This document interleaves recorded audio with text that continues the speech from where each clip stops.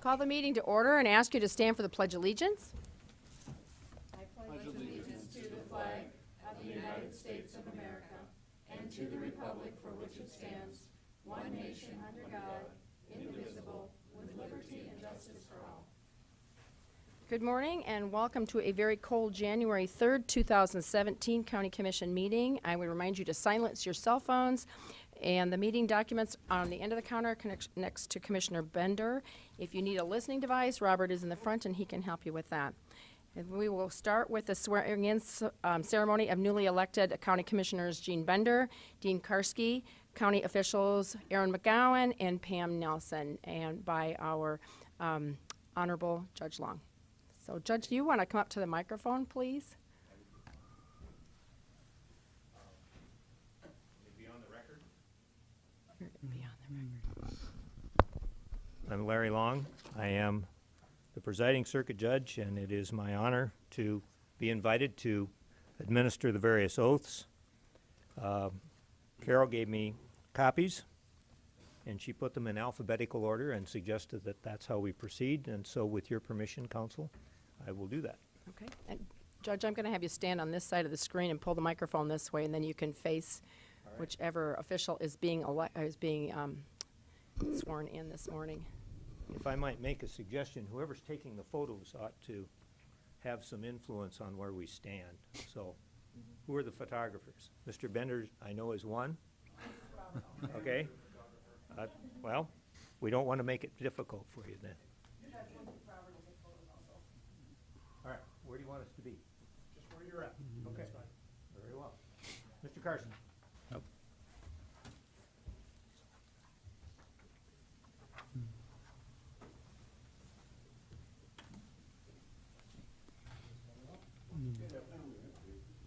Yes, you may have. Yep, Janelle, you can come up and stand next to him. Want me to do this or this? You know, I think we're going to let you make that choice. Ma'am, will you stand right here? This stand behind you. Okay. All right. Please say aye. I, State your name Dean Karski, and repeat after me. Do solemnly swear do solemnly swear that I will support the Constitution that I will support the of the Constitution United States of the United States and the Constitution and the Constitution of the State of South Dakota, of the State of South Dakota, and that I will faithfully and that I will faithfully and impartially discharge all the duties of my said office of my said office of Minnehaha County Commissioner. of Minnehaha County Commission. Mr. Karski, I would shake your hand, except we'll do it this way. Congratulations. And the original is right up there for you to sign. Go for it.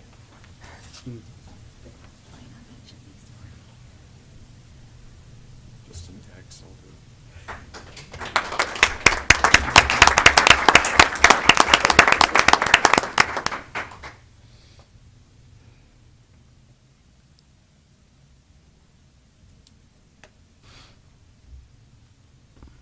Just did it.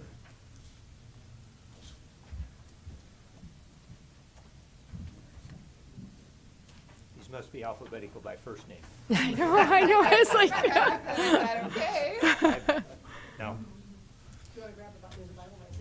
She's got It's a well-worn Bible. All right. It's small. Very well. All right. Please, listen. State your name and repeat after me. Gene Bender, Do solemnly swear do solemnly swear that I will support the Constitution that I will support the Constitution of the United States of the United States and the Constitution and the Constitution of the State of South Dakota, of the State of South Dakota, and that I will faithfully and that I will faithfully and impartially and impartially discharge all the duties discharge all the duties of my said office of my said office of Minnehaha County Commissioner. of Minnehaha County Commissioner. Congratulations. Thank you.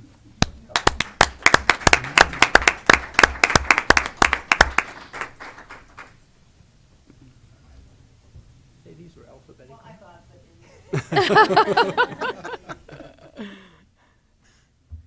not taking responsibility. that's right. Next time, don't read the notes. Mr. McGowan.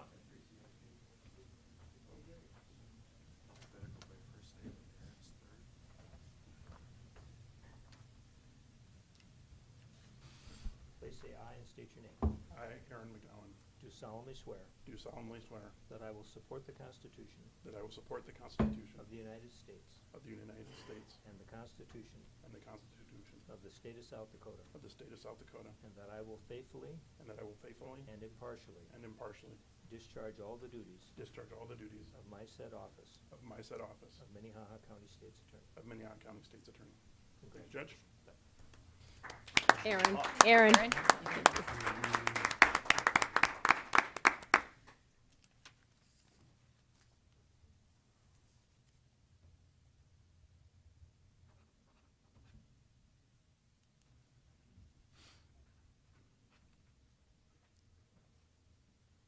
Ms. Nelson.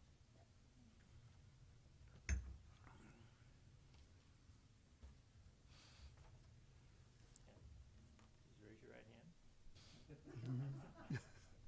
Say aye and state your name. I, Pam Nelson, Do solemnly swear do solemnly swear that I will support the Constitution that I will support the Constitution of the United States of the United States and the Constitution and the Constitution of the state of South Dakota, of the State of South Dakota, and that I will faithfully and that I will faithfully and impartially and impartially discharge all the duties discharge all the duties of my said office of my said office of Minnehaha County Treasurer. of Minnehaha County Treasurer. Congratulations. Thank you, sir.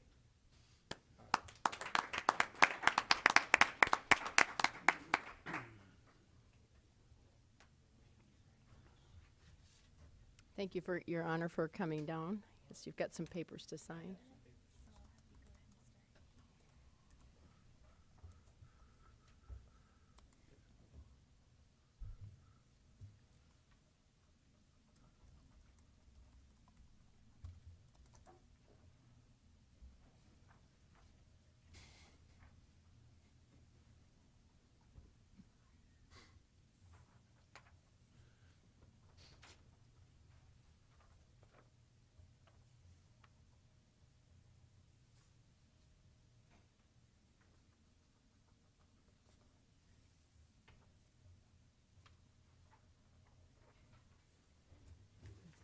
Again, thank you. And welcome aboard to all the elected officials today. It's always nice to have a new member to our board.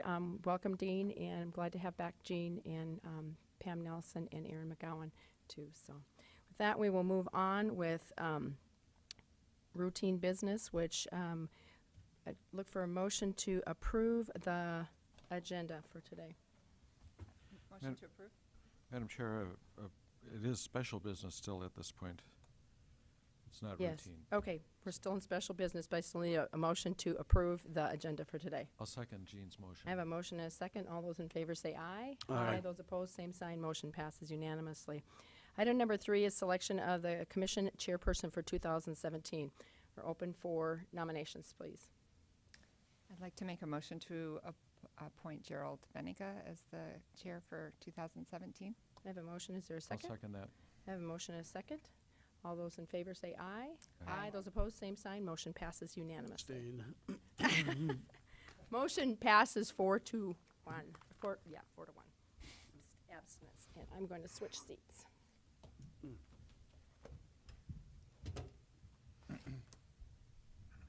You don't want my cold. I don't want your cold coffee.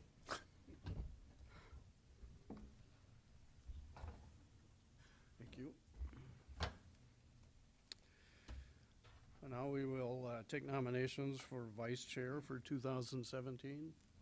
Make a motion to nominate Jean Bender for vice chair. Second. We have a motion and a second. Is there any other nominations? If not, all those in favor say aye. Aye. Those opposed, nay. I'll abstain. You'll abstain also. Thank you. Item number 5 is a designation of the official county newspaper. Good morning. Good morning, Commissioners. Carol Muller, Commission Administrative Officer. Yes, at the first meeting of the year is when you determine the 3 legal newspapers according to South Dakota codified law. For 2016, these newspapers have been the Argus Leader, Minnehaha Messenger, and the Garrettson Gazette. In the memo that has been prepared for you, you will note that we have proposals from the Garrettson Gazette at 33.8 cents per line. Their circulation is 578. The Minnehaha Messenger, 30.42 cents for proceedings and 38.8 cents per line for legals. Their circulation is 595. The Argus Leader at 49 cents per line, with their circulation being just over 71,000. The Del Rapids Tribune, 31.1 cents per line with a 10% discount for minutes, circulation of 4,356. And the Brandon Valley Challenger, 31.1 cents per line with a 10% discount for minutes, 4,605 is their circulation. The Argus Leader Media has proposed a combined cost of 55.5 cents per inch as a combo rate for the Del Rapids Tribune and Brandon Valley Challenger if you were to choose to select both of them. We do pay a lot of money during the year for publishing fees, and I did put some historical notes in there for you. You will note that overall, this contract usually covers about $100,000 worth of publishing between all the departments and legals that we need to do. So with that, I would open it up if you have any questions. Does anyone have any questions for Carol? I have a comment, not necessarily a question for Carol. In looking at newspapers, I know we've kind of gone all around on this. I would at least bring it up for discussion that we would consider the Minnehaha Messenger, Del Rapids, and Argus. And the reason I'm suggesting that is the Minnehaha Messenger, I realize it doesn't have a lot of circulation comparatively to some of the others, but you're covering the west side of the county. With the Argus Leader, you're pretty much covering the whole county, and with the Del Rapids Tribune, you're also covering the kind of the northeast. So you have the northeast and the northwest side, and then the Argus Leader covering the whole entire area. So. Anyone else have any comments? Well, I guess, I mean, just given the circulation, and I don't know exactly that the Brandon Valley Challenger, we've historically printed over there. There's a large population that lives out on that east side and that reads that newspaper. So I'm not sure that I really understand. And given the deal that the Argus Leader's giving us for the combined Del Rapids and Brandon Valley Challenger, I'm not sure that it makes sense to me that we would do that. Other comments, questions? Is there anyone here from the newspaper that would like to make comments? Your chance, Mark.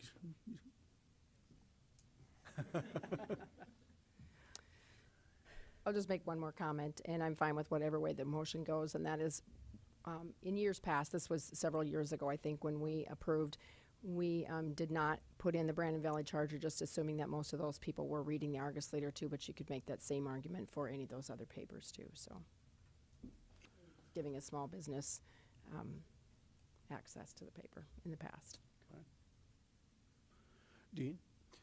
I'm just curious, we look at the circulation, the Argus Leader at 71,000, and I know that's daily, where these others are, I believe, weekly publications, and I know like Brandon Valley Challenger and, the Garrison Gazette and the Minnehaha Messenger, et cetera, those stick around for an entire week because they are just a weekly publication. But when we look at the circulation, is that this is published on a certain day of the week in the Argus? Do you know how that works? I don't know the answer to that. You'll notice that I've attached the memos that I received from them, and that was the communication that I received. Oh, they did put that in there. Daily readership of 63,000, while Sunday readership exceeds 71,248. Mr. Walker has changed his mind. Are you going to write an editorial about this? Okay. Well, I do think my name's Mark Walker, I work at the Argus Leader. I do think that 60,000 are daily and the 70 is our Sunday. So I guess the 60 would go for Monday through Saturday. And our Sunday is our bigger paper, so that's where you would see the circulation jump, I would say. So, Okay. Thank you. I can answer questions. Anyone have any questions for Mark? Thank you. Do we have a motion? Mr. Chairman, I would make a motion to do the Argus, Del Rapids, and Brandon Valley.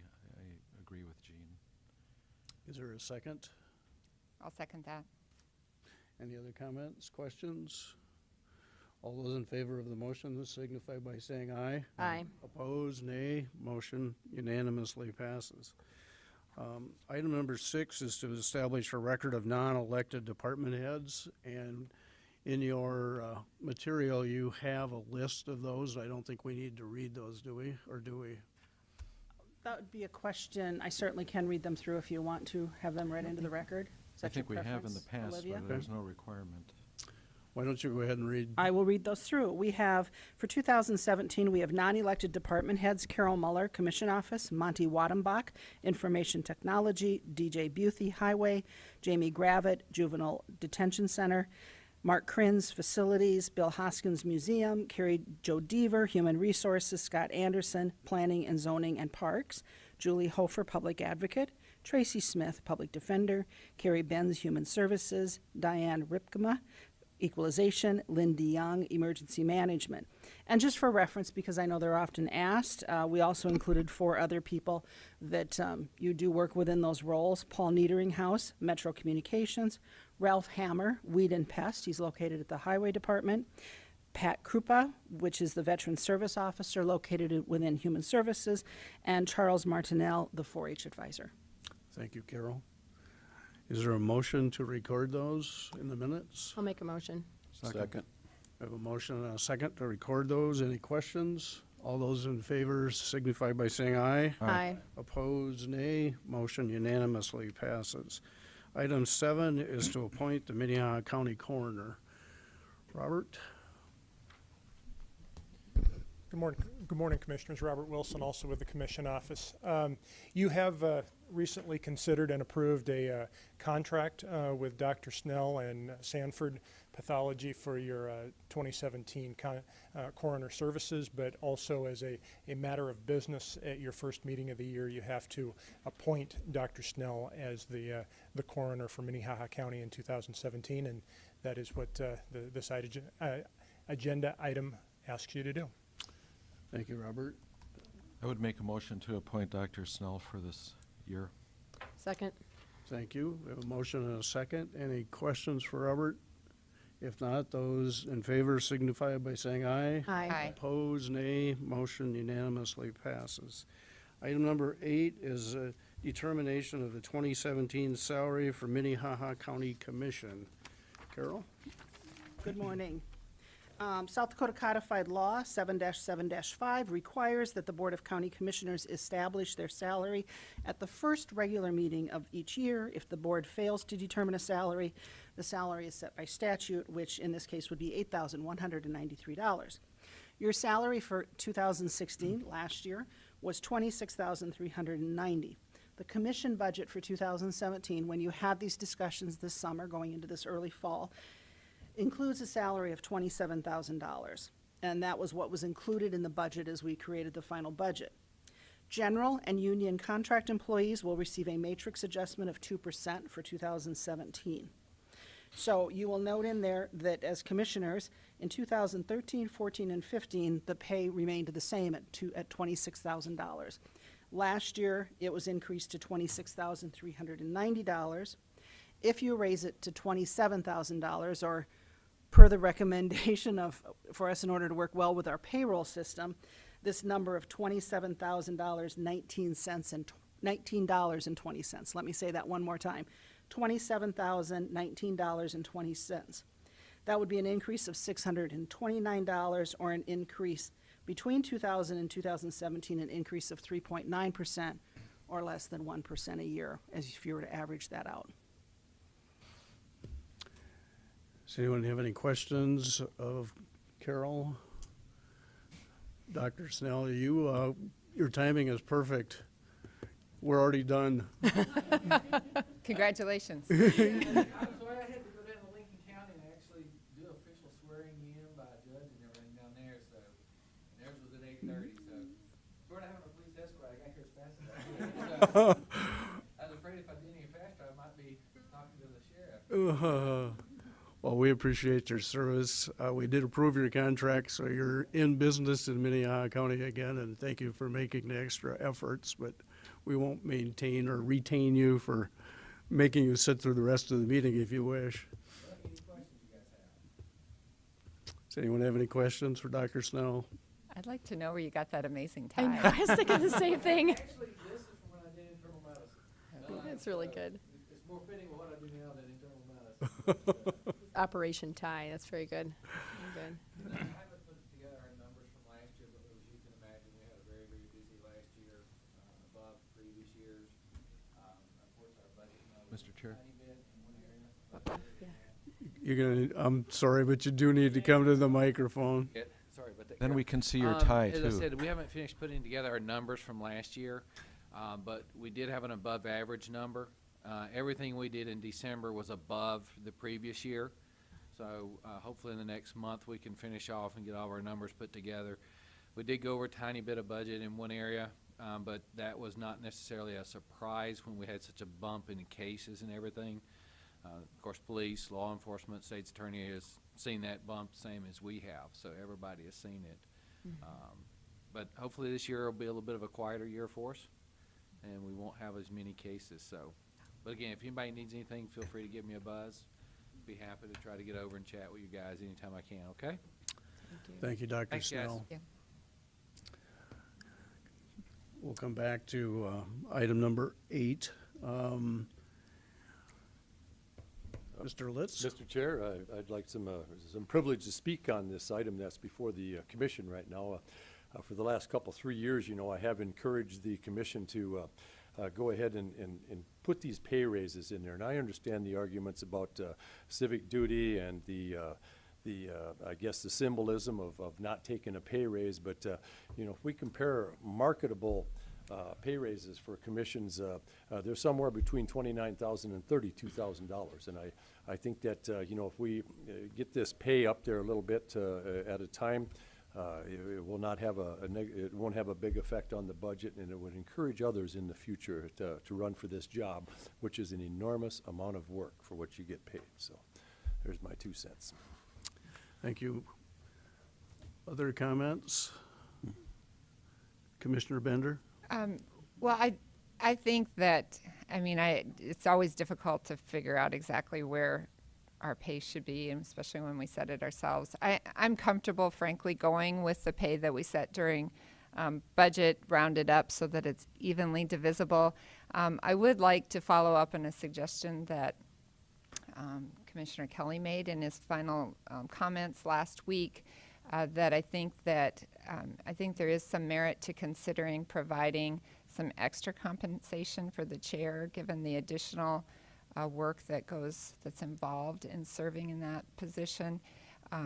Once again, it's difficult to figure out or come up with, exactly what that's worth. And what I would recommend, or what I would like to consider, is really more of a symbolic recognition of that extra effort. And I would like to consider just paying the chair an additional $1,000, which rounded up is $28,019.42 for the additional service involved in filling that responsibility. Is that a motion? I would make that a motion. I would second that, if I could comment. Certainly, go ahead. Obviously, my time on the county commission is extremely limited to a few minutes now, but 5 years on the city council and going through those chairs and working as the council chair, I do know the additional workload and responsibility, and thank you, Commissioner Heiberger, for 3 years of serving as the chair. Last 3 years, it is extra demands, it is extra work, and it is a small amount of compensation, but I think it does need to be recognized, and I strongly support this, and I hope that the rest of the commission will do the same. Other comments? Just coming off of 3 years, I agree. I wouldn't have voted for it sitting as a chairperson since I'd been there. If I'd been re-elected as a chair this year, I would probably not have supported it. But I do support it because I know how much work it is. And I think that is important to compensate the chair an additional salary. So. Well, I will abstain, obviously. Commissioner Barth? Well, I have a lot of agreement on this as well, and I know that I checked on Woodbury County, which is Sioux City, has a budget 50% smaller than ours, and yet they pay their commissioners, I believe, $33,000 a year, and the chair gets $36,000 a year. But My only other thought would be, is $1,000 a number that works for the auditor's office and doing the payroll? If we're going to do that other stuff to make it come out right, do we need to have it be some coin different? I had checked with Human Resources, and Bob, you can certainly chime in if you wanted to. The number that I gave was divisible. Okay. That's why it was such an odd number, so. Any other comments or questions? So do we have a motion? No. Okay. Yeah, don't- we had a oh, motion and a second. oh, okay. I noticed in the information, it says, it's got specific language. Is there a reason for that because of the resolution issue? Yeah, simply put, you need to have a resolution specific to which commission positions you're giving which salary. So if you're going to do the additional amount for the chair, I would just make sure that you're amending that to make it clear that it's the chairperson who gets that additional compensation and the rest get that other salary. But it does need to be established by resolution, so that language is what's recommended. So do we need an amended resolution? I believe so. I would make the amended resolution to what Commissioner Bender has suggested. So Move to it would elect- be a move to elect a salary rather than the per diem method of payment to the county commissioners and set the 2017 annual salary for commissioners at $27,019.20 and for the chair of the commission at $28,019.42. Thank you. We have a motion and a second. All those in favor of that motion say aye. Aye. Aye. Those opposed? And I'll abstain on that one. Item number 9 is to approve the resolution of election workers' pay schedule. Mr. Litz? Good morning again, Commission. Bob Litz from the Auditor's Office. Every year we do this here, and I don't think there's much of a chance of us having an election this year, but you never know. And so in preparation for that unanticipated event, I would recommend that we pass a resolution that would set the pay as it was in 2016. And just as a side note, in 2015, we've basically got the same pay structure in 2015, 2016, and 2017. In 2018, when we do this, I would like to probably amend some things, so that'll be coming down the pike. But as you can see, these rates are the same as they were in 2016, and I would ask for your approval. Does anyone have any comments or questions for Mr. Litz? Move to approve. Second. I have a question, I guess. Commissioner Do we Barth? expect any elections this year? Well, could we expect a hailstorm in January? And, I certainly don't know the answer to that, and given the volatile political climate out there, anything's possible, Mr. Barth. I just have one quick question, if I might, did you have the same issues with recruitment as you had last year? I put out an appeal, and all the TV stations picked it up, and I believe the Argus Leader did too. And we had a lot of people step forward, including a lot of retired teachers, and they have the skill sets that I really like, because they're used to dealing with parents, children, principals, school boards. They're organized, and they're not afraid of paperwork and technology. And so we had a pretty good turnout this year here for kind of getting some people in there that were under 70 years old. So not to criticize anybody with any age, but as time goes on, some of these election workers do opt to stay home for the elections, and we've got to replace them. So in 2018, I think that's going to be the bigger election again. And at that point there, I'd like to bring this, like I say, forward to look at just modifying this pay structure a little bit. Also, normally we would have a school election on an off year like this year, but the school has opted to take care of their own election, and it's my understanding they're going to do a hand count on that, so the county will not be involved at this point. Thank you. That's a significant responsibility that people take for granted, but it's a long day, obviously, and those individuals, even if they are paid, it's a big commitment. It's a big day, Commission, and most of those people, I mean, they like to get paid, but they're not there for that for the pay thing. As a matter of fact, we had a lot of people that thought they were volunteering for it and were quite pleased when it came out that they were being paid. So I think that to get that thing up to somewhere in market, and what do you do for a comp on election work? I mean, there's really nothing that I can compare it to. So yes, if we pass this here today, in the event that we do have an election, I think that most folks would be satisfied out there. Thank you, Bob. We have a motion and a second to approve the election workers' pay schedule. Any other comments? If not, those in favor say aye. Aye. Those opposed, nay. Motion unanimously passes. Item 10 is to consider a motion to set the county human services funeral rates for 2017. Good morning, Carrie. Good morning, Commissioners. Carrie Benz with the Human Services Department. This morning I come before you to discuss and request a fee adjustment for the funeral fee allowance for 2017. This, again, as earlier stated, is one of those items that needs to be done at this particular meeting. Per the statute of 342616, it identifies that the county is the individual or the party responsible for those individuals who pass away that are indigent. And so if you refer to the items that I had sent, there was a table that I had sent that identified over the past 10 years what we have paid, and it certainly has varied. The amounts have kind of gone back and forth. And so if you see in 2006, there was a real formula for doing that, and I'm not exactly sure, to be honest, where that came from. That was prior to my time with county. Whoever did that actually did a really great job of math, but our staff hated it. Then it really changed again in 2007. It went up a little bit. The numbers changed slightly. Obviously, then again in 2009, the amount changed again. And then the last change that occurred was back in 2012. And there was a decrease in not only the direct cremation, but then there was also just the flat amount for the $22.50 for the cremation with a memorial service. And then for the traditional burials with a casket, it went to $22.50 plus the grave liner. And then the opening and closing, that wasn't applicable. That was just included in that $22.50 plus the grave liner.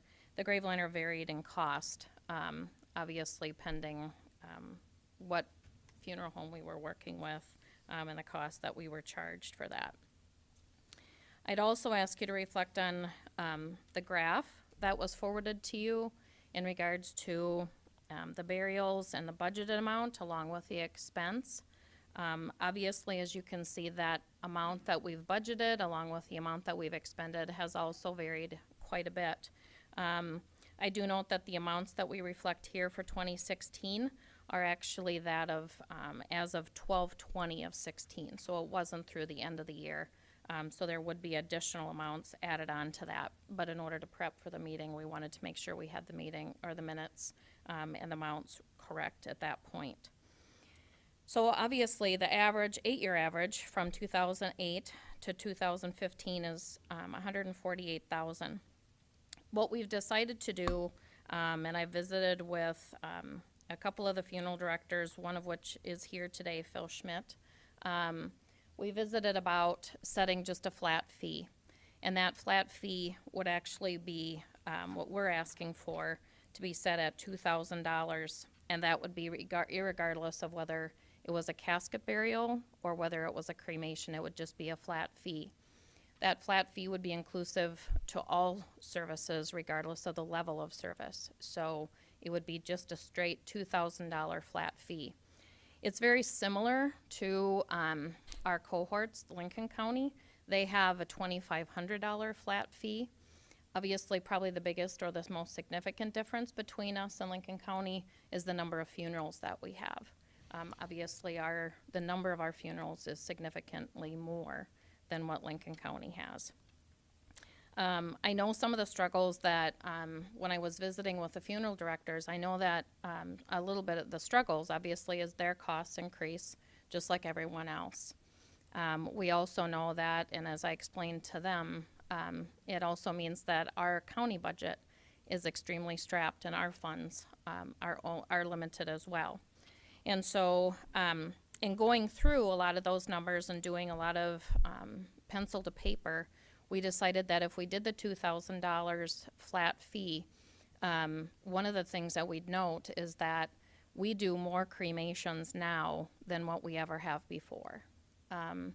In this past year, when I was visiting with Phil, we actually noted that there were 3 casket burials this past year. And so it's much limited compared to the number of cremations that we have. And so by making it the flat fee, the expenditure is pretty straightforward. Regardless of the level of service, they would get paid $2,000. It was noted, and Phil, I've kind of said he's here, is welcome to comment with me, that if that were the case, they would like to, in the future, have the commission consider the removal of the outer burial container at the county cemetery. And if you have questions about that, I've asked Phil to explain that, since I by far am a pro in that category. So I don't believe that it's going to be a significant increase in regards to, or a significant problem in regards to managing the county cemetery. We already have that contract with Hills of Rest, and Phil is the one that goes out and does and organizes all of the funerals at the county cemetery, for which we have a contract with them for $5,000 for the year. Probably an item to note is Phil had identified that there would probably be the cost of having the machines come in and actually having to lower caskets in if we were going to not have the exterior liner. And so I don't believe that that is a significant problem. I think that the management of the cemetery is done well by our cohorts with the highway department. They're the ones that work with us on that and do the opening and closing, as well as the maintenance of the cemetery itself. So my recommendation stands at the $2,000 flat fee. If you have any questions, I'd be happy to answer those. You have any questions for Carrie? Commissioner? Carrie, a little background, if you don't mind, and thank you for the information. A lot of these questions came to my mind as you were talking, and having it in front of us is very helpful, so thank you. But can you tell me who and where the decision is made, whether it's a traditional burial or a cremation? Families do have the right to make that decision.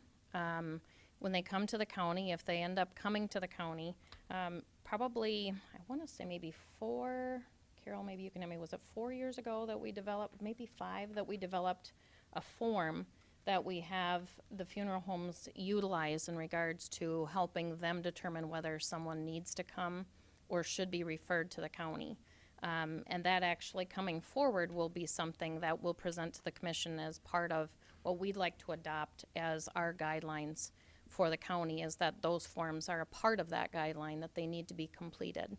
So typically the family goes to the funeral home, they meet with the director or one of their staff, discuss what they'd like to have, and from there, maybe Phil can best answer, if they meet those qualifications and the funeral home feels that they should come to the county for assistance, they then come and discuss with the county what they would like to see as part of the burial for that individual, whether it be the traditional burial, the casket burial, or whether they'd like to have cremation, and then services pending upon what they'd like to have for that as well. So it really does lie with the family member or the person making the application on behalf of the deceased. And that choice is basically dictated by, I believe, state statute, from what I understand. Is that right? That the family has a choice by state statute to make that decision? Yes, correct. Okay. Mm-hmm.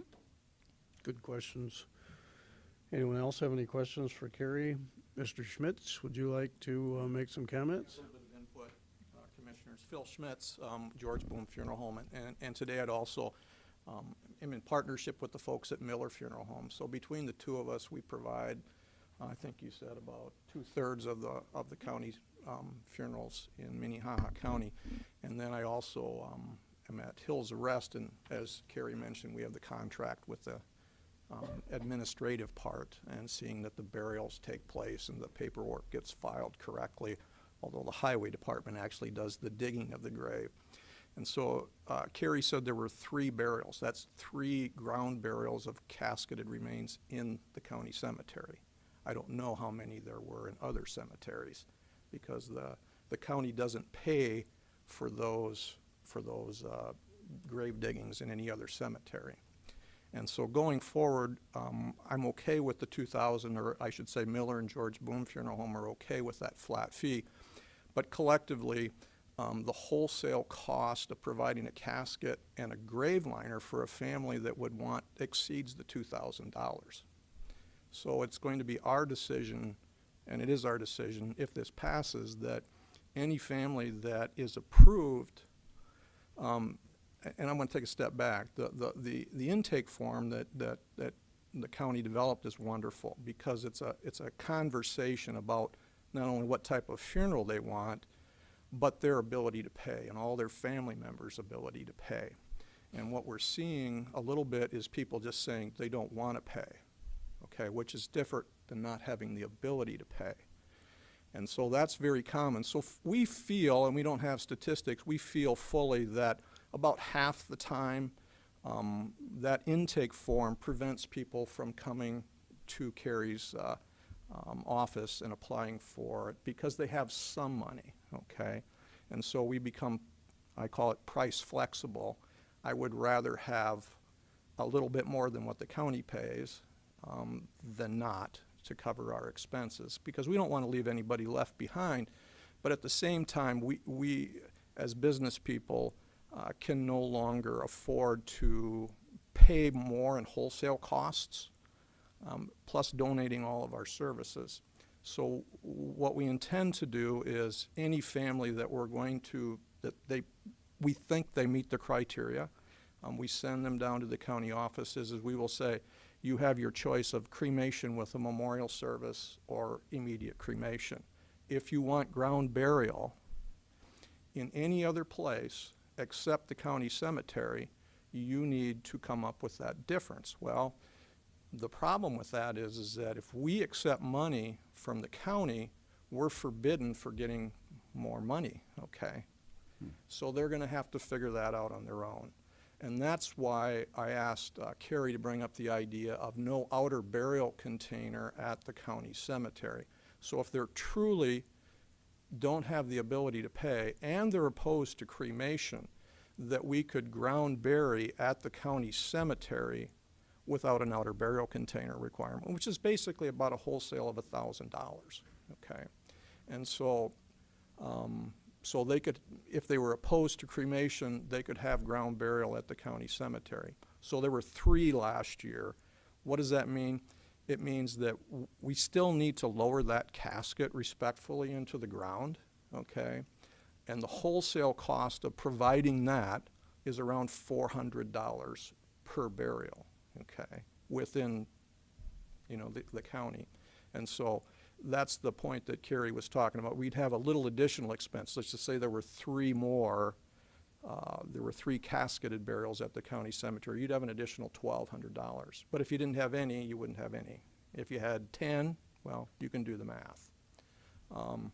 So anyway, you know, I know Minnehaha County has more county services than anybody else. And I would also tell you that on the reservation, the funeral home there had to close because they would only pay what the county rate was.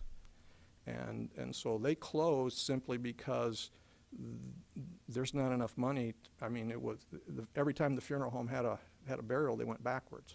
Okay, so what didn't take, it took a year and they're out of business. Okay, we don't think that's going to happen here, but at the same time, I just want to say we won't accept, or at least our firm will not accept, if somebody wants ground burial, we're not going to be able to provide it. We're going to say you either need to make another decision, come up with the money someplace else, or choose another funeral home. Okay. Does that make sense? Questions? That's a lot of stuff, but. Thanks, Phil. Well, I think everybody's shaking their head except me, so I feel like I'm the only one that got lost there at the very end. Okay. So can you, so you want to, I'm not, and I'm sadly just went through this with my father-in-law, but I'm confused about the outer container that you're asking us Okay, to. most cemeteries there's not a law in the state of South Dakota or anywhere that I am aware of that requires the use of an outer burial container. An outer burial container is around this neck of the woods, we call it a vault. But we don't use a vault. A vault means it seals. We use a cement box that does not. And the purpose of it is to keep the grave from sinking, okay, in the ground, okay?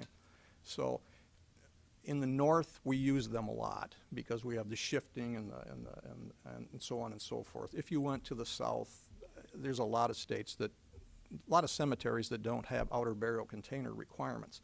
In Sioux Falls, there's 4 major cemeteries, okay? 2 of them require outer burial containers, 2 of them do not, okay?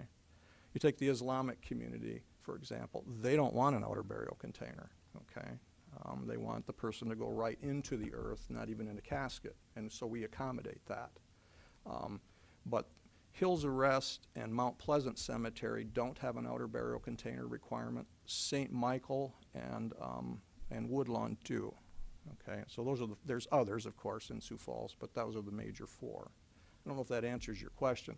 So what I'm proposing or asking you to consider is to remove that requirement from the county cemetery. Now, in the spring, might they need to go and top dress the grave? Probably. I don't know if you've ever been out there, but you know, years ago there was no outer burial container requirement anywhere. So. Okay, that's helpful. Thank you. Other questions for Mr. Schmidt? Commissioner Chair. Barth? So are there some legislative things that we should look at with this kind of issue? Because actually it was 5 years ago or so we proposed to the state that we only do cremation. And of course, many counties maybe do one every other year or something like that. And they felt that it might violate some individuals' Rights, plan for end of life. But, you know, the idea that you might be able to get some small additional amount. Back in that time, I remember a Pennington County commissioner told me they had paid for a burial, and suddenly there appeared a $6,000 headstone on the spot a month later. And that's not the kind of burial we want to be involved in. We are willing to partner with you and with the family to take care of this nitty-gritty situation. It's a political hot potato, and I understand that, you know, cremation versus ground burial. But what the statute is so old, and it requires us to provide all of these things, including even, like, say, the opening and closing of the grave. Okay, so the opening and closing of a grave, the average in Sioux Falls is over $1,000. So you take $1,000, I mean, so that's the problem that we're running into, okay, is that it's costing us $500 to provide a funeral, okay, and the families can't contribute, okay, they can't contribute. Whereas you take Council Bluffs, for example, you get an immediate cremation only, that's it. If you apply and are accepted, that's it. It's an immediate cremation. You can do a self-directed, you know, memorial service if you want to. Minneapolis, they get a stipend towards whatever they want, and they can add up to another $2,000 to it, okay? But our statute doesn't allow for that, okay? So, yes, it's somebody needs to do the work to go into statute because the times have changed, okay? And in Sioux Falls, at least our 2 firms are, you know, about half of the people now choose cremation, okay, as the final form of disposition. About 80% of those are in fact buried or placed in a permanent place. So it's not, it doesn't replace the funeral. It's simply a process, like putting someone in a grave is a process, cremating them is a process.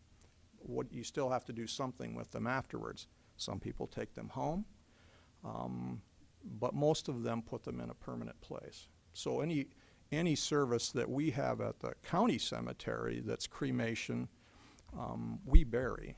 I mean, you know, if the family wants to take them home, they can certainly do that. But a lot of times, those immediate type services, there is nobody. There might be a friend or something like that. But, so it needs to be addressed, absolutely, Thank you.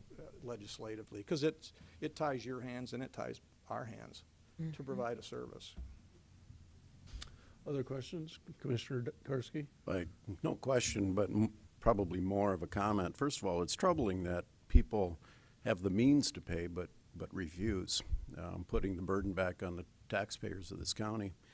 And the second one would be that it is an issue of local control, and what's probably right for our county or what's best for our county and our taxpayers is not the same as what other counties may experience, with maybe one or two or no burials in a year. So I'm going to make a motion to approve the funeral rate for 2017 as proposed. I would second that. We have a motion and a second. Any other comments? Carrie, do you have comments, or you're just coming forward? I'm just getting my stuff. Okay. All those in favor of the motion say aye. Aye. Those opposed, nay. Motion unanimously passes. Phil, you might want to spend some time with Carol on how we could bring something to the legislature to talk about this, at least this year, I think, to get something started, because as you and I both know, it takes more than a year sometimes to get that rocking. Yeah, and I'm also currently working with private counsel because one of the statutes is that you a creditor.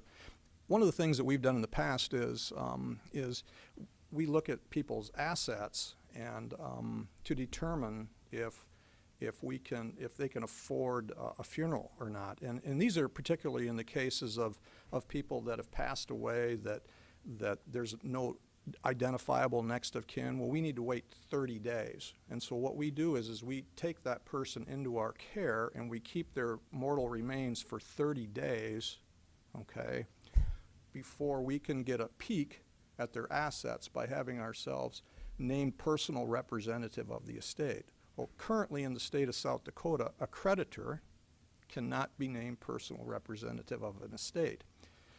And we're working on introducing legislation this year that in these exceptions that we can be named so that we can look. And I will tell you, in the past, that has worked, where we keep someone for that period of time and then find assets, but we can't look for 30 days. So when that comes up, if you're asked, I would ask for your support on that. Okay. Thank you. And I will work with Carol. Thank you. If she lets me in her office. She will. Item number 11 is to approve the county commission minutes of 12/27. Motion to approve. Second. Motion and a second to approve the minutes. All those in favor say aye. Aye. Opposed, nay. Motion unanimously passes. Bills to be paid of $908,659.01. Pay the bills. I'll make a second one, just a comment. Yes. I just would note that that we paid a premium this month for work comp what we're approving is work comp premium of $417,629. We also paid property insurance of $110,000. So that was the bulk of the items that we're paying this particular time. Bob, do you want to briefly discuss why it's that high? Yes, I do. And then as Gene alluded to, those two payments that we made, they're annual ones, so they're somewhat of an anomaly. And then there was another one for Pesca Construction for the Fairgrounds project that was about $124,000. If you add those three up, it comes to $652,462. You subtract that from the number of the bills. The true bills without those in it would be $256,197. That'd be your regular bills. And, concerning the work comp, in years past, we've kind of hovered between that 365 and 380. The work comp premiums are computed using what's called our mod factor, the modification factor, and what that is the number of work comp claims and the severity of the claim adds to our work comp factor. And if you're around 100, That's the normal. A few years ago, we had it spiked up to over 5. And what that did was affected our mod factor. So what I'm telling you is if we have a good year this year and the claims are normal, we're probably going to drop back down under that $400,000 mark for work comp. And I would also tell you that this year, the work comp premium was about $30,000 less than we had budgeted for. Other questions, Commissioner? You said our work comp mod was, well, I know it starts at a 1.0. It went, what is our exact mod right now? Right now, I'd have to go back and get that for you, Commissioner Karski, but it went up over 5 a couple of years ago. So I think we're on the 3rd year of that 5 being in there affecting our rate. A 1.05, a 1.5? No, 5.2. Holy cow. We had a couple of big ones in there that year. Okay. I mean, I have never seen in my 28 years of insurance anything over a 1.5. For us to be over a 5, that's huge. I know. When I went up, when I was in business, I went to 125 one time, and that put me in the risk pool. Yes, exactly. So But I I don't would know what can be anticipate- done to look at that, but that's a huge number. Yep. Not only that, I think, in my experience, we now go back 5 years instead of the 3 years. Is that correct? On work comp-related claims to come up with the mod factor, if I remember right? That changed a couple, 3 years ago, and it automatically increased about everybody's insurance unless you had no exposure almost. Well, if that applies to the county, and I assume it would, then yes, that would keep us, at higher premiums for a little bit longer than I'd anticipated. Work comp is a major part of everybody's business these days. Any other questions about the bills? We have a motion and a second to approve. All those in favor say aye. Aye. Opposed, nay. Motion unanimously passes. There's no reports. Personnel. Consider a motion to approve the routine personal actions. So moved. Is there a second? Second. Any questions? All those in favor say aye. Aye. Those opposed, nay. Motion unanimously passes. Good morning, Carrie. Good morning, Carrie Deaver from Human Resources. I have a fairly length of significant anniversaries for you for January 2017, clearly a big hiring month for us. Starting out at 5 years of service, we have Joey West, who's a caseworker at Human Services, Michaela Gaska, Rebecca Fegan, John Olson, Alyssa Powell, and Lynn Hagenson, who are all Safe Home program workers at Safe Home. Timothy Rowland, who's a corporal at the jail, Andrew Berg, Nicholas Rebnor, Laura McDermott, Andrea Mitchell, and Chelsea Koof, who are correctional officers with the jail, and Corey Alexander, who's a deputy sheriff. Celebrating 10 years of service, we have Michael Newkirk, who's a correctional officer at the jail, and Carol James, who's a senior deputy state's attorney for the state's attorney's office. Now for 3 larger ones. We have Bradley Farniak, who's a corporal with the jail, celebrating 25 years of service. Ellen Penning, who's a CO at the jail, celebrating 30 years of service. And Daphne Hansen, who's our senior accounting technician at the sheriff's office, celebrating 40 years of service. Whenever I see those larger numbers, I'm just shocked. That's fantastic. I don't think there's anybody here. Nope, not today. They're all working. Thank you, Carrie, and thank you, obviously, to the volunteers and the employees. That's awesome. Thank you. For the last item that I have for you is to record the volunteers for county departments for December 2016. 266 volunteers again for December 2016 in 9 different areas of county. Thank you. Thank you. Item 15, there are no applications for abatement, no notices and requests, no planning and zoning notices, no petitions for compromise. Now we have an opportunity for public comment on anything that's not on the agenda. Mr. Colby?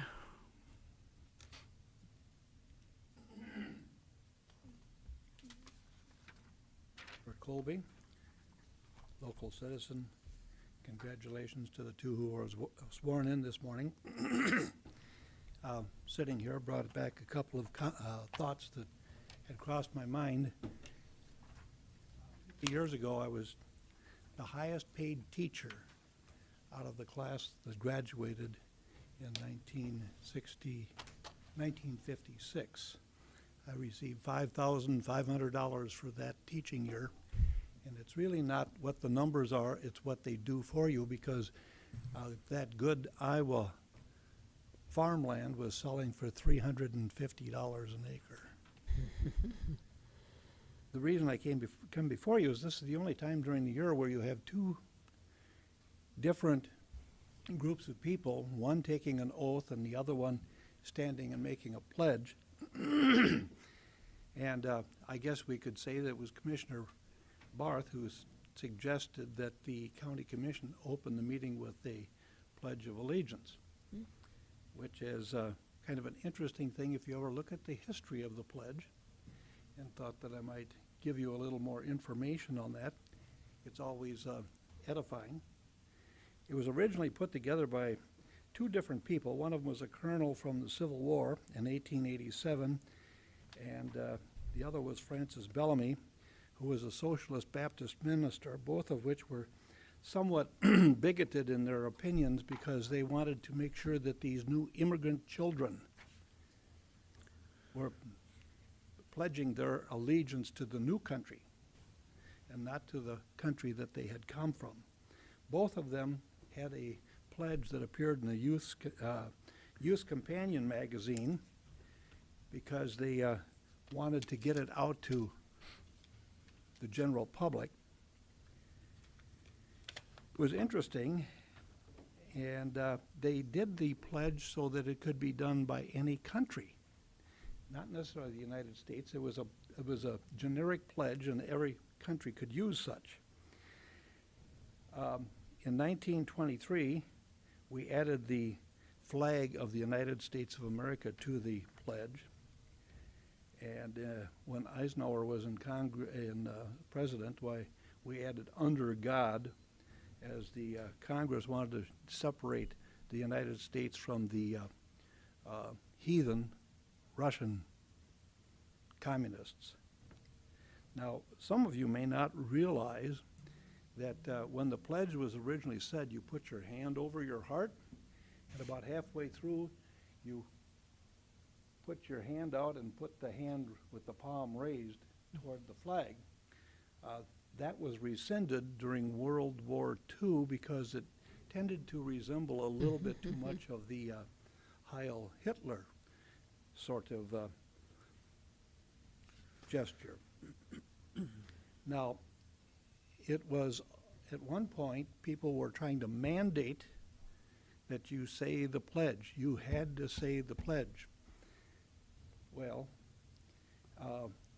Chief Justice William O. Douglas wrote the opinion that said, you cannot mandate because we have freedom of speech. We even had one of our legislators, I think it was Hal Wick, who wanted to mandate that every student say the pledge every day. And part of the freedom of speech allows a person to not say the pledge and allows the person to even take a knee at the national anthem during a football game, and they have as much right to do that as the person has to complain about what's going on. So, with that in mind, we discussed that at that bench at one time, and someone said, well, would you change it? And I said, yes. And they said, would you make it, do you think you could do a better one? Well, I don't know if it's better, but I could come up with one. I think there would be more of an oath for the citizenry, because two people here this morning took an oath to serve the public. But it would seem reasonable that the public should also take an oath. And I would suggest something like this. I pledge allegiance to the Constitution of the United States of America. I pledge to support the freedom of speech, freedom of religion, and freedom of peaceful assembly. I shall fight all foes of the United States, either foreign or domestic. May the flag of the United States of America long wave over the land of the free and home of the brave.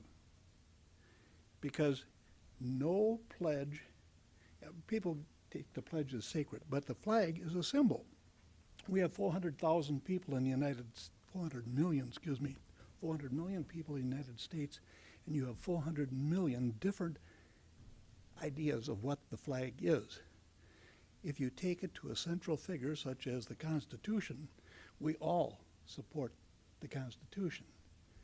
The President supports the U.S. Constitution. The two who took it this morning support the U.S. Constitution and the South Dakota Constitution. Fixed points that can be looked at and determine what they mean. The flag, though each of us are patriotic, we cannot define the flag in such a way that everybody agrees on it.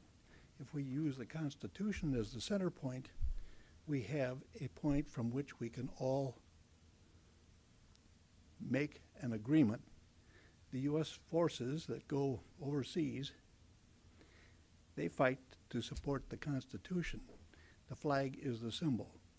A flag is a symbol. The Constitution is hardcore written fact that we use people to determine what the Constitution says.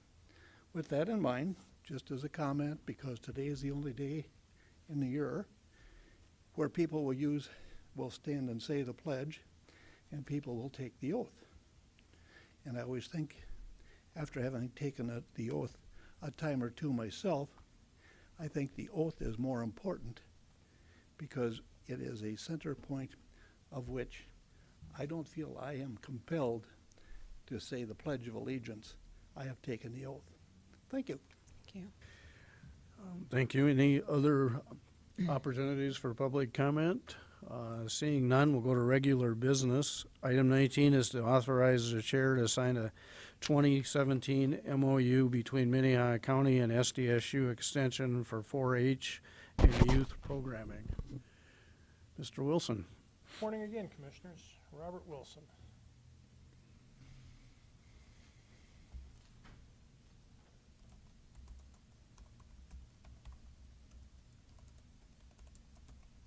And this morning we have for your consideration here the 2017 agreement between the county and SDSU Extension for 4-H and youth program services. Looking for your authorization to sign this MOU. The agreement has been was prepared by SDSU Extension and has been reviewed by the state's attorney's office. The major terms of the agreement include that SDSU will provide full-time salary and benefit support for one full-time 4-H youth advisor to work 100% in Minnehaha County. And Minnehaha County will pay SDSU Extension for a partial 50% salary support of a second 4-H youth advisor, which will also work in Minnehaha County. And that amount will be for $18,870. That's up slightly from $18,320 last year. That is what we are looking for your consideration of today is this MOU, and there's included for your review is the MOU document itself as well as an invoice there. Just as some background information that I also provided for you is some of the other support that county provides for extension through the year. You provide a little over $48,000 in salary and benefits for administrative support for 4-H youth advisors, and you provide just under $28,000 for 4-H youth advisor travel expenses, office supplies, equipment, postage, educational supplies, related charges. Again, your annual budget for extension for 2017 is $96,851. And again, what we're looking for your consideration on this morning is just the MOU with SDSU Extension for that amount of $18,320. Chair, I'd make a motion to authorize you to sign this agreement, but I do have a comment. A second. A motion and a second. Mr. Barth? You know, there are quite a few of the 4-H clubs and extension things that take place within the city of Sioux Falls. I think even the majority of them do, and yet apparently the city doesn't support them at all. I sort of wish that they would. That's my comment. Any other comments? I would just reiterate that since we have two full-time staff working over there, the 4-H groups have grown significantly in the last 2.5 years, and it's a much more stable program again. Mr. Chair, I'd like to ask Commissioner Heiberger, do you happen to remember the number of how many clubs are in Sioux Falls and how many are, Garrett's and?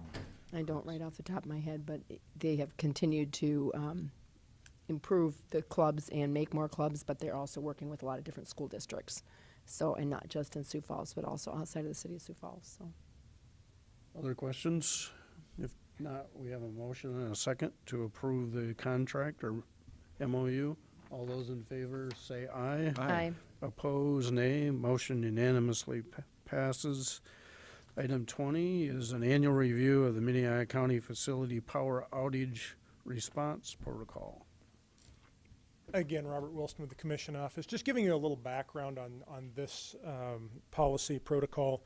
Over the summer of 2011, we had 2 or 3 power outages here that affected different buildings across the county campus that were for a extended period of time, but we didn't know exactly how long. And there were some questions of how to operate in that time frame, and that was really the push to create this protocol. It was approved in November of 11 and took effect in January of 2012. And one of the provisions of this this policy is that it's reviewed annually. And in anticipation of this action and coming forward to speak with you on this morning, it's also been provided to all department heads.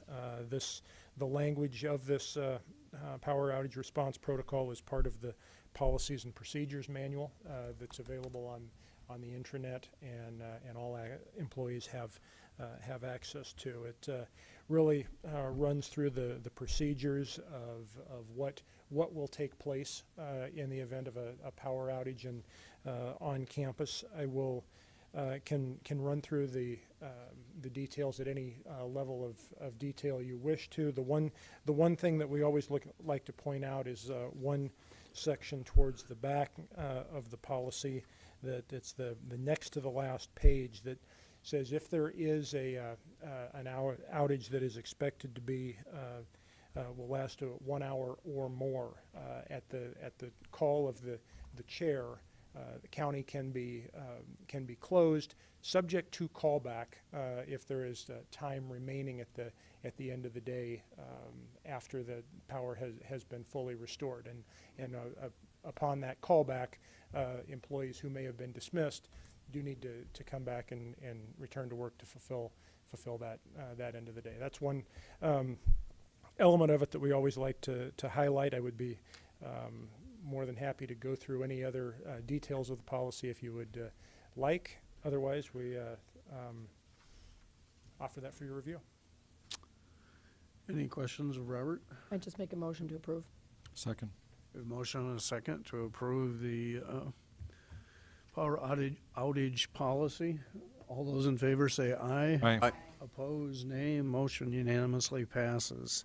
Item 21 is a briefing on the treasurer's bond requirements and coverage. Carol. Good morning, Commissioners. Carol Muller. Before you is we're asking for your recognition to not renew a bond that has been in place for a long period of time, and I think the material we've put together explains that this is at this point now a duplicative bond. Since 1993, Minnehaha County has purchased a public employee's blanket bond with a rider for an additional indemnity of $75,000 for the treasurer. They purchased that in response to SDCL 7-11-2. Recently, South Dakota Public Assurance Alliance, of which we are members and have been for several years, has added an enhanced crime coverage program which cover all full-time employees, part-time employees, and elected appointed officials. Minnehaha County purchased this policy in 2016 at a cost of $360. In comparison, the bond that you have is slightly over $1,000. We put together, I included a sheet from SDPAA that states that the Municipal League successfully worked with the 2015 legislature for passage of a statute allowing the purchase of a blanket coverage to satisfy statutory bond requirements of local government entities. And we have met that with the bond coverage, with the enhanced crime coverage through SDPAA. With this coverage purchase, the separate public employees bond with that rider for treasurer attached to this memo would be duplicative coverage. So we would ask for you to put into a motion that this bond is no longer required and that we would not renew this. Any questions for Carol? Mr. Chair, so this saves us $75,000? No. No, about 700. Oh, 700, okay. 150. Thank you. But you go from about $75,000 to $1 million in coverage. That's the biggest difference. And the state's attorney's okay with this? Yes, I reviewed everything that was put forth by SDPAA as well as our previous documents, and our coverage will comply with statute even if this additional bond is rescinded. Of course, I got to mention, you can bond additionally for the treasurer if you elect to do so, but I don't see any compelling reason in this case to exceed the coverage that you have through the blanket bond authorized by statute. Commissioner Karski?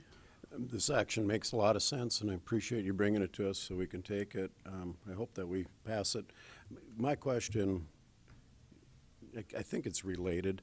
Does the South Dakota Public Assurance Alliance offer a cyber liability coverage? Have we taken advantage of any of that type of thing? Has it been looked They at? do, and I cannot tell you off the top of my head if we have that or not, but we can look into it. I'll double check In that. today's world, I think it'd be, very prudent action for us to take a look at that. So, thank you. I think most coverages for that are included in the commercial liability package, but I'm not sure about that. Typically an option. Yeah. I would make a motion to rescind this, the bond. Second. We have a motion to rescind the bond. Any other questions? All those in favor signify by saying aye. Aye. Those opposed, nay. Thank you. Item number 22 is liaison reports. Are there any liaison reports? Old business. New business. Mr. Litz. Good morning, Commissioner. Bob Litz from the Auditor's Office again, and I just wanted to remind this body that tonight at 4 o'clock, Mr. Bill Hoskins will be giving a museum archives update to the City Council at their informational meeting. I'm going to be in attendance there too, so if that interests you, we'd invite your attendance. Thank you. I believe at the end of the month, there's a joint meeting addressing that also, if that's correct. No, is there an exec committee or not? Okay.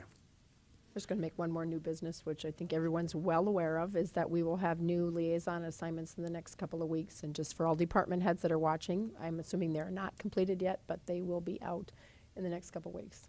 Thank you. So if you don't have yours in, like I don't. Mine are done. We'd like to have them by the end of the week for sure. With that, I'd entertain a motion to adjourn. So moved. Second. All those in favor say aye. Aye. Those opposed? Motion unanimously passes. Thank you.